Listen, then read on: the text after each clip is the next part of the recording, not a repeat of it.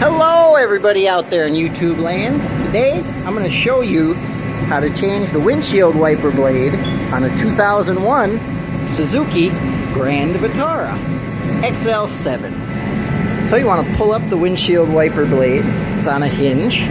You'll go up here. These ones have a hook, and this old Bosch wiper blade has a little button right here you push and it'll unlock it, and then you pull back.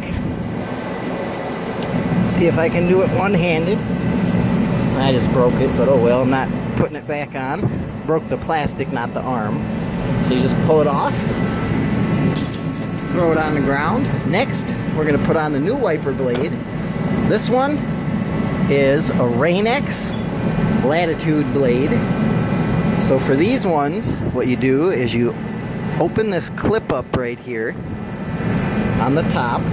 I'm going to pause the video. I'll be right back because I can't get it one-handed and I don't want to break it because it's the new one.